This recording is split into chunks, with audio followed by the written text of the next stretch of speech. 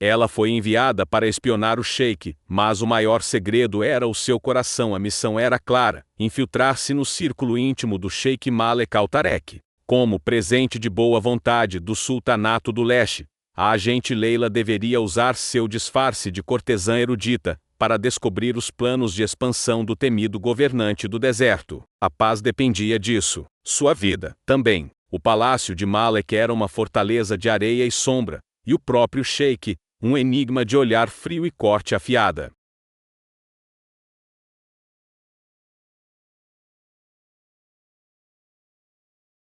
Mas sob a fachada da cortesã, Leila encontrou um homem que desafiava todos os relatórios de inteligência. Ele não era um tirano sedento de guerra, mas um estrategista calculista, obcecado por uma antiga profecia beduína, sobre uma fonte que seca, uma lenda que falava do desaparecimento das águas subterrâneas de todo o deserto, um desastre ecológico que aniquilaria impérios. Cada encontro com Malek era um duelo.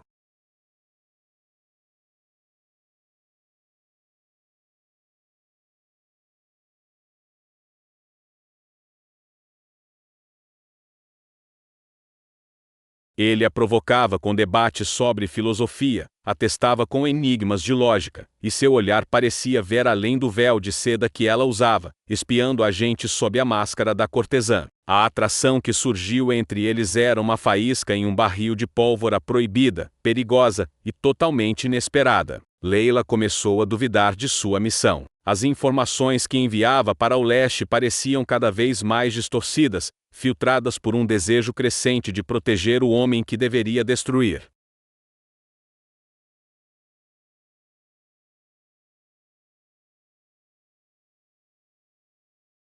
Ela descobriu que Malek não planejava invadir o sultanato. Ele estava desesperado para formar uma aliança secreta para encontrar e salvar a fonte primordial, uma reserva de água mítica, que sustentava todo o ecossistema desértico. Se ela falhasse, seu próprio Pado morreria de sede em uma década. O verdadeiro perigo, no entanto, não era Malek. Era seu próprio comandante, o grão-vizir do leste, que sabia da profecia e planejava sabotar os esforços de Malek, monopolizando a água restante para si.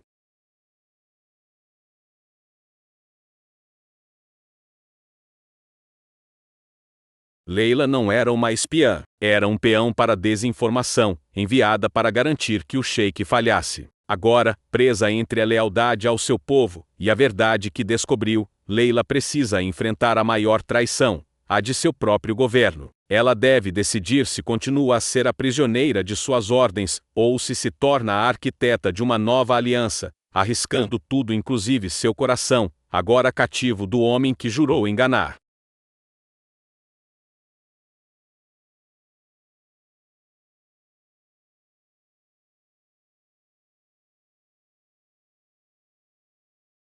O destino de dois impérios não será decidido em um campo de batalha, mas nas sombras de um palácio, e na verdade de um amor proibido. E o maior segredo do deserto não é a localização da fonte, mas a identidade da verdadeira traidora. A fonte e a faca. O peso do papiro cifrado na mão de Leila parecia mais pesado que uma pedra do deserto. Era a resposta do grão-vizir às suas últimas informações que ela, deliberadamente, tornara vagas e inócuas.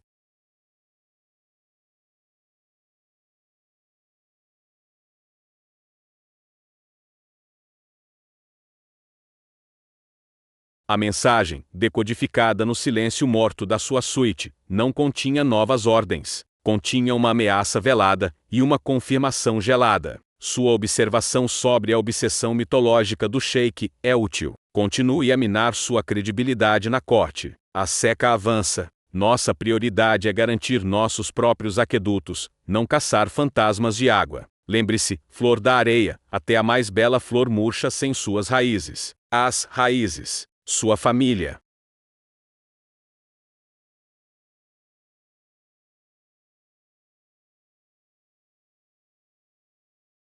Mantida em hospedagem confortável no leste, segundo o acordo tácito de todas as agentes enviadas. A mensagem era clara: fale, e eles murchariam. Malek, no entanto, parecia florescer numa obsessão que beirava a genialidade. Naquela noite, ele a conduziu não aos aposentos privados, mas a um mapa colossal gravado no mármore do chão de uma sala circular secreta, acessada por uma porta oculta atrás de uma estante de livros.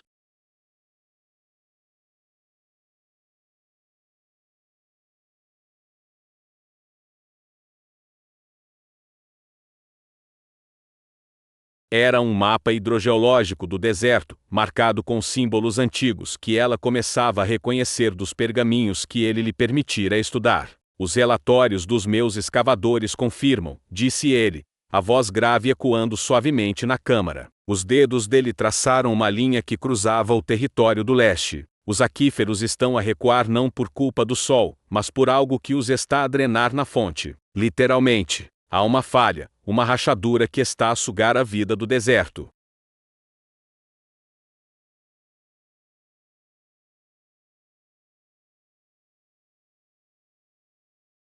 A profecia não fala de uma fonte a ser encontrada, Leila, fala de uma ferida a ser estancada. Ele chamou-a pelo nome verdadeiro, não pelo nome de cortesã, Jalila. O choque deixou-a imóvel. Sabes há quanto tempo? Sussurrou ela, o sangue gelando nas veias. Desde o primeiro dia. Ele virou-se para ela, os olhos negros como o breu da noite desértica, mas sem hostilidade. Os cheques do grão-vizir ao mercador que te trouxe foram descuidados. Sabia que eras uma espiã.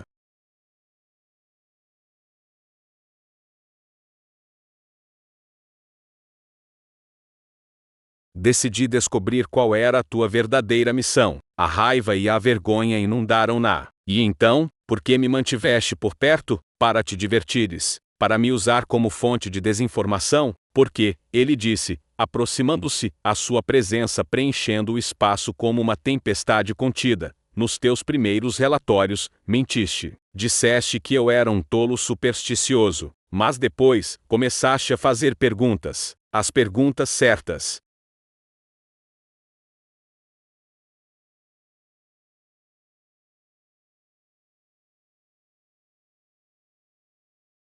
Começaste a sugerir correlações entre os mitos beduínos e as formações geológicas. Uma espiã comum teria continuado a ridicularizar. Tu começaste a ajudar, mesmo sem saberes. Ele estava certo. Ela tinha se perdido na missão, ou melhor, encontrara-se nela. A curiosidade da acadêmica que fora treinada para ser superou a frieza da agente. O teu grão-vizir sabe da ferida, continuou Malek, a voz baixa e perigosamente calma.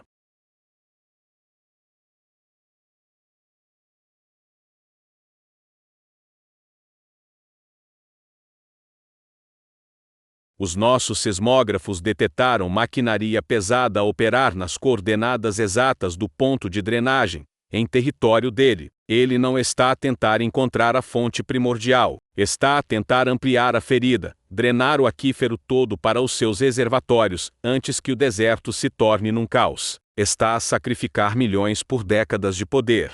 O mundo de Leila desabou. Ela não estava a impedir uma guerra. Estava a ser cúmplice de um genocídio por omissão.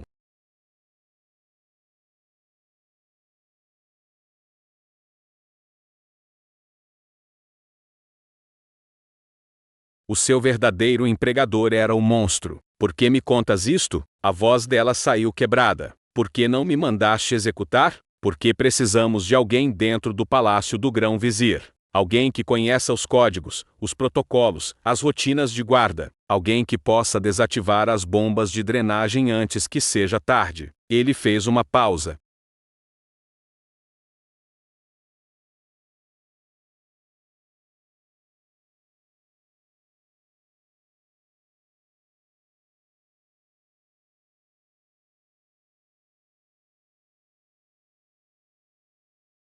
E porque, contra toda a lógica e todos os meus instintos, confio na mulher que viu um problema a ser resolvido, e não apenas um alvo a ser eliminado. Era uma loucura. Era suicídio. Era a única saída. E a minha família? Já a tiramos. A declaração foi simples, direta. Uma equipe meus está no leste há uma semana. Estão num local seguro. Quando isto acabar, estarão reunidos contigo. Aqui, ou onde quer que escolhas. A oferta era total, liberdade, redenção, e uma tarefa impossível.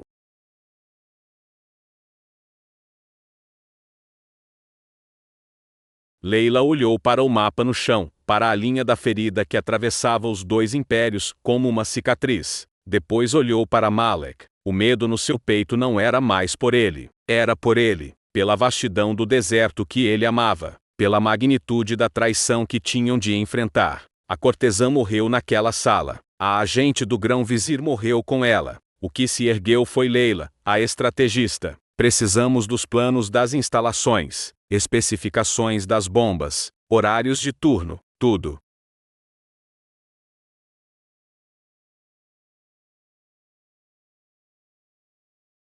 Um sorriso feroz e aprovador tocou os lábios de Malek. Já começamos. As semanas que se seguiram foram um mergulho numa coreografia de sombras e silêncios. Leila treinou com os melhores infiltrantes de Malek, não em combate, mas em sabotagem tecnológica. Cada detalhe do palácio do grão-vizir foi incutido nela até sonhar com os corredores.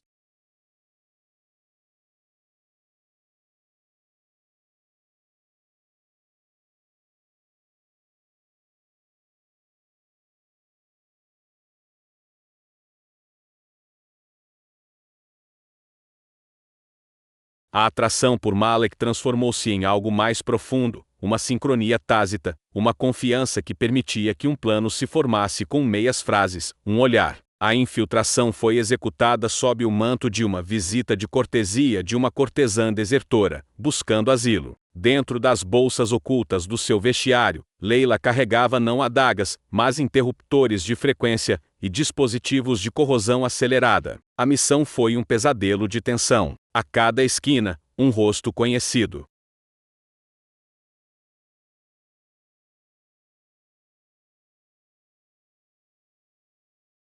A cada segundo, o risco de reconhecimento. Mas o treino e a fúria sagrada a guiaram. Ela não era uma heroína. Era uma cirurgiã, operando no tumor da ganância do seu próprio povo. Quando a última bomba de drenagem foi desativada, não houve triunfo, apenas exaustão. A fuga foi mais caótica, um frenesi de alarmes e perseguição nas dunas, culminando num confronto a tiros no qual Malek, que a esperava na fronteira, a arrancou do caminho de um projétil, com um custo para o seu próprio flanco.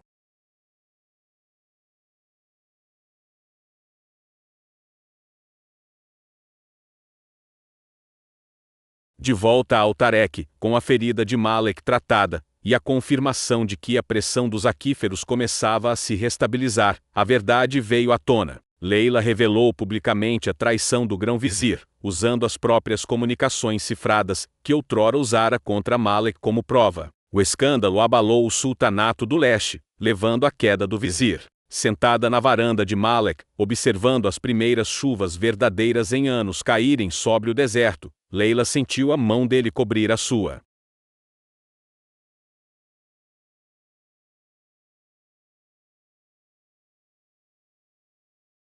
A tua família está a caminho, ele disse. Ela olhou para ele, para o homem que transformou a sua prisão em propósito, a sua traição em lealdade, e o seu coração de espiã em algo que finalmente se sentia em casa. Eu sei, respondeu. E eu também. A agente havia completado a sua última missão. A cortesã encontrara o seu verdadeiro patrono.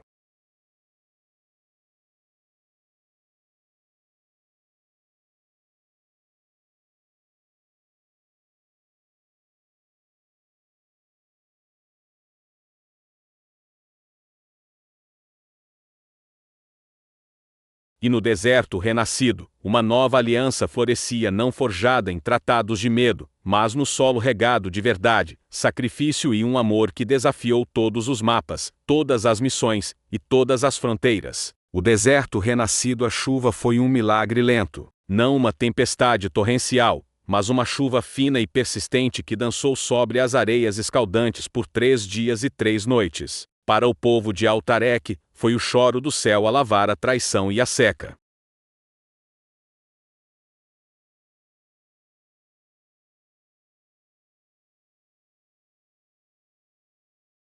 O ar, outrora carregado de poeira e desespero, cheirava agora a petricor, o perfume sagrado da terra revivida. A recuperação de Malek foi lenta. O projétil atingira-o perto do rim, e a perda de sangue foi significativa. Nos dias em que a febre o consumia, Era Leila quem lia os relatórios de estabilização dos aquíferos ao seu ouvido, a voz calma ancorando-o à realidade.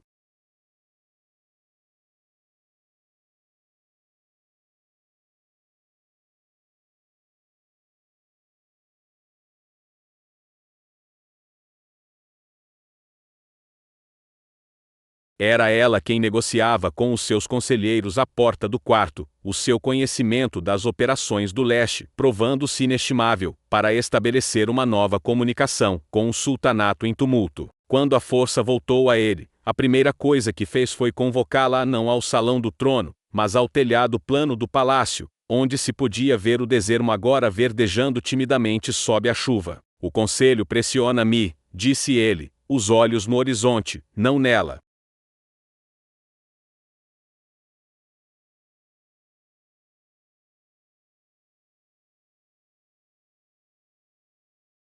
Dizem que uma ex-espiã, mesmo uma heroína, é um risco. Dizem que a tua lealdade será sempre questionada. Leila não se surpreendeu. O sabor da política era amargo, mas familiar. E tu, o que dizes? Ele finalmente voltou-se. A fraqueza física não atingira a intensidade do seu olhar. Digo que a minha lealdade também foi posta em causa. Por ti, e foi a única coisa que salvou este reino. Dizem que és um risco. Eu digo que és o meu único seguro. Ele não se ajoelhou, não fez um grande discurso.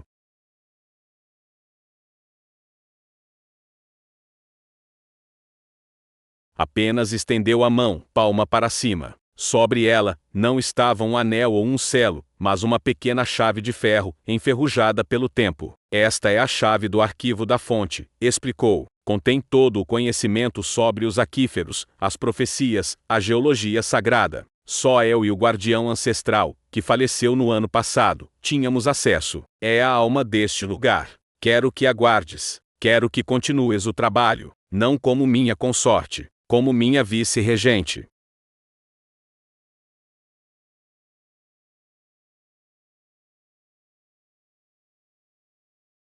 Como parceira em tudo, exceto no título, até que o conselho engula o seu orgulho, ou eu encontre uma maneira de os fazer cuspir. A oferta era monumental, era mais do que perdão, era uma cão-coroa, era a confiança feita à instituição. Por quê? Perguntou Leila, a voz um fio. Porque o deserto precisa de ambas as suas águas, respondeu ele, simplesmente. A água da tradição, que eu represento.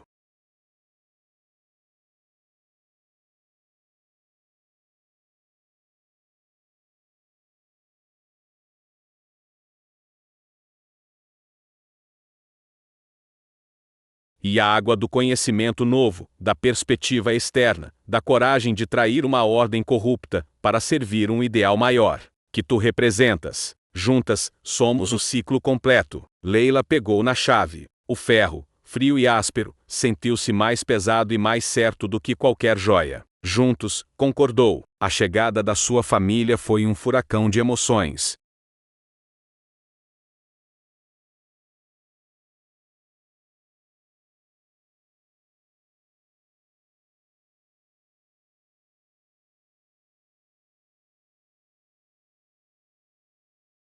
O abraço da mãe, os olhos arregalados do irmão mais novo perante o palácio, o silêncio grato do pai, tudo isso foi um bálsamo para uma ferida que ela nem sabia estar tão aberta. Malek recebeu-os não como reféns libertados, mas como convidados de honra. Alojou-os nos aposentos do jardim, deu ao pai um lugar no Conselho de Comércio Emergente. Foi uma integração, não uma assimilação.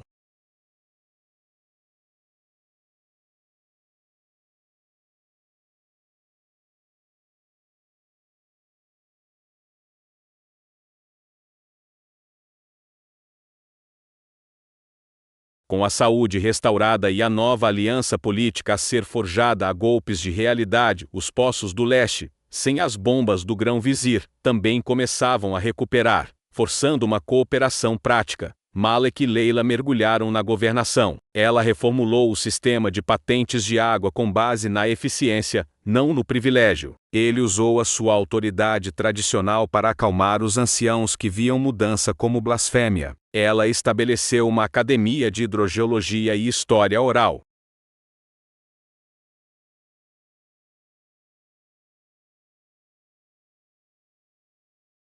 Ele liderou as primeiras caravanas de reverdejamento para semear plantas resistentes nas áreas recuperadas. O amor entre eles não era um fogo dramático que consumia tudo. Era como as raízes das novas árvores que plantavam, profundo, entrelaçado e fortalecido pelo mesmo solo que nutriam. Nasceu do respeito, forjado na crise, e floresceu na tarefa comum de reconstruir. Uma noite, um ano após a grande chuva, encontraram-se novamente no telhado. O deserto abaixo não era mais o mesmo.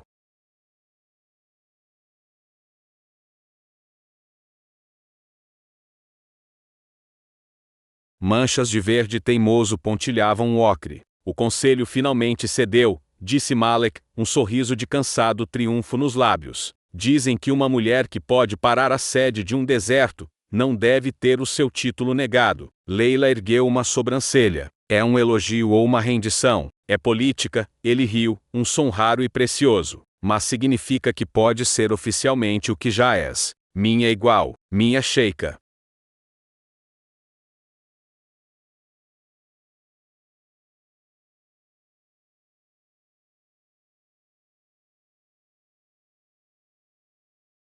Ele apresentou-lhe um novo símbolo, um bracelete de prata, gravado não com serpentes ou falcões, mas com o entrelaçar de dois cursos de água, um reto e forte como um rio tradicional, outro sinuoso e adaptável como um ade que encontra o seu caminho. A água de duas fontes, tornando-se um só fluxo. Ao colocá-lo no seu pulso, Leila sentiu o fecho clicar com uma certeza final. Não era uma corrente, era um ponto de encontro. Não sheika, ela corrigiu suavemente, entrelaçando os dedos nos dele.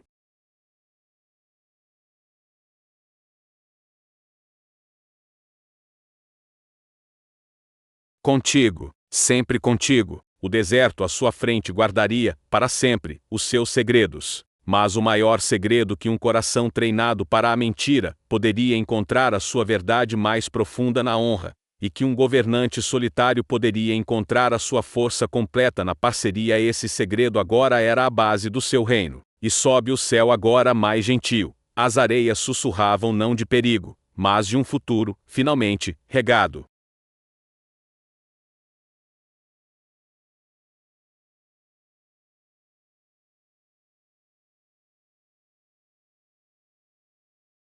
O legado das duas águas, o bracelete de prata no pulso de Leila, não era apenas uma joia. Era um instrumento de Estado. Seu desenho duplo tornou-se o símbolo da nova era. As duas águas de Altarek, representando a fusão do conhecimento ancestral com a inovação pragmática. O próprio deserto parecia abraçar a mudança. Nos anos seguintes, o que foram manchas de verde tornaram-se corredores de vida. Plantas nativas, há muito adormecidas como sementes à espera de uma promessa, brotaram.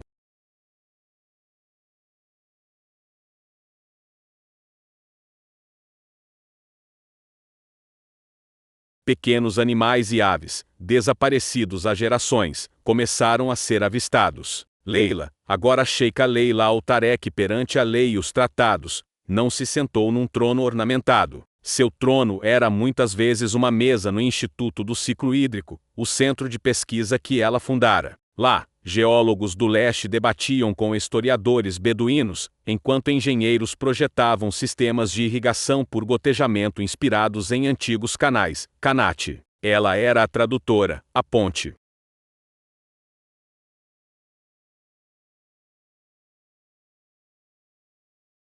Sabia quando citar um poeta beduíno sobre a paciência da terra, e quando apresentar um gráfico de recuperação de aquíferos. Malek, por sua vez, tornou-se o rosto da mudança para os clãs mais tradicionais. Ele não impunha, conduzia, realizava mas assembleias sob as tendas, onde a nova ciência era apresentada não como uma ruptura, mas como a redescoberta da vontade da terra, um conceito profundamente arraigado na espiritualidade desértica.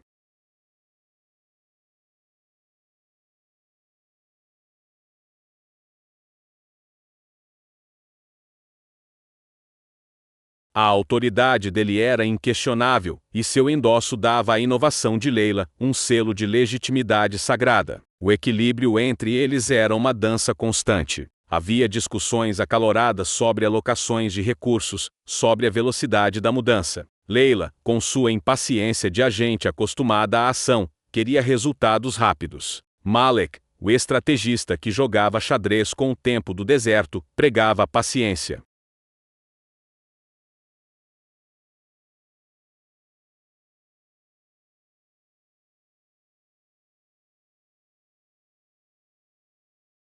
Uma noite, após uma discussão particularmente intensa sobre a redistribuição de direitos de água, ele encontrou-a no telhado, olhando para as estrelas com os braços cruzados. Estás a tentar regar uma semente com uma mangueira, disse ele calmamente, postando-se ao seu lado. Vais afogá-la, e tu deixá-la-ias morrer de sede, enquanto deliberas sobre a pureza da chuva. Ela retrucou, sem olhar. Ele ficou em silêncio por um momento.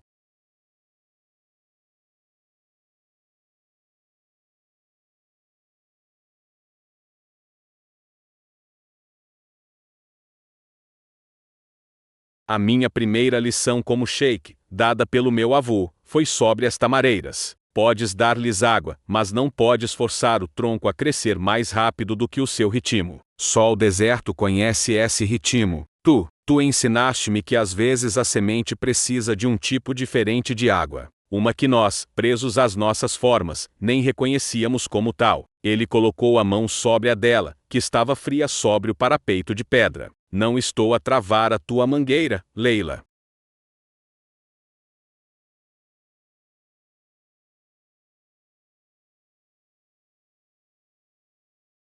Estou a tentar ajudar-te a direcioná-la, para que cada gota conte. Confia em mim como eu confio em ti. Era nesses momentos que o amor dele se mostrava em sua forma mais poderosa, não como uma paixão que apagava discordâncias, mas como uma fundação sólida que permitia que as discordâncias existissem sem ruir a estrutura. Era o respeito que transformava conflito em colaboração. O teste final veio não do leste, mas do próprio ecossistema.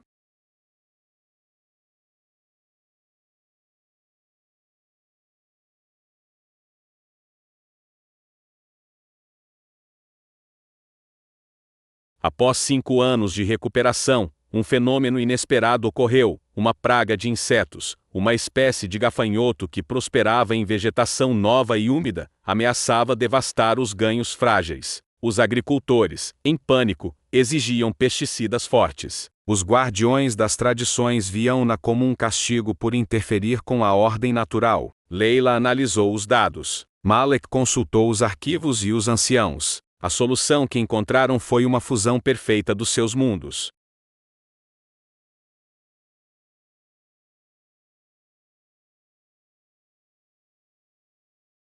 Os manuscritos falam de cantos que desviam os enxames, disse Malek, apontando para uma passagem obscura. Eram certas frequências de som, usadas em gerações passadas de abundância. A ciência moderna confirma que certas vibrações sonoras podem desorientar insetos, completou Leila, os olhos brilhando. E os registros climáticos antigos mostram que esses anos de abundância coincidiam com ciclos de umidade semelhantes aos atuais.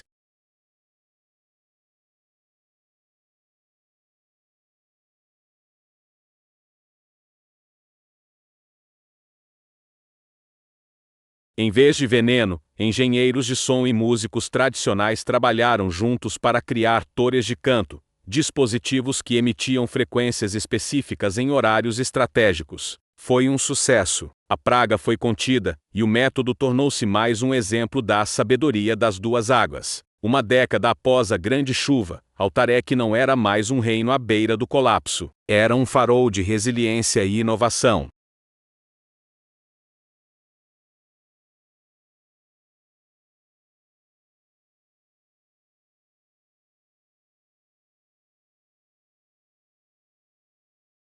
O filho mais novo de Leila, Coim, uma criança curiosa com os olhos âmbar do pai e a determinação da mãe, crescia entre o cheiro de livros antigos e o zumbido dos computadores no instituto. Num dia de celebração, o Festival do Primeiro Verde, Leila e Malek caminharam entre o seu povo. Não estavam elevados num palanque, mas no mesmo nível. Uma menina beduína ofereceu a Leila uma flor silvestre que só crescia perto de nascentes recuperadas.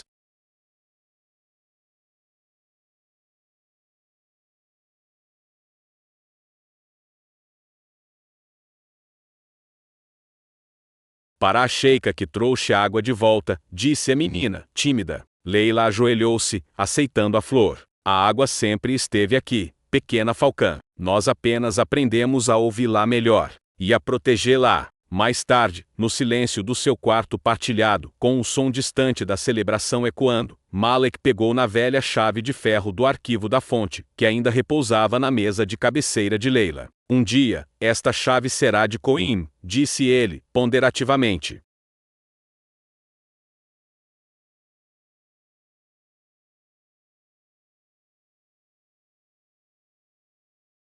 Ou de quem ele escolher para partilhar o fardo e a alegria. Leila encostou a cabeça no seu ombro. Ele aprenderá que a força de um reino não está no seu sheik, ou na sua sheika, mas na corrente que eles criam, uma corrente feita de muitas águas, muitas vozes, muitos conhecimentos. Ela olhou pela janela, para o deserto agora pontilhado de luzes de fogueiras e vida. O maior tesouro que encontrara não foi a água, nem o poder, nem mesmo o amor de um rei.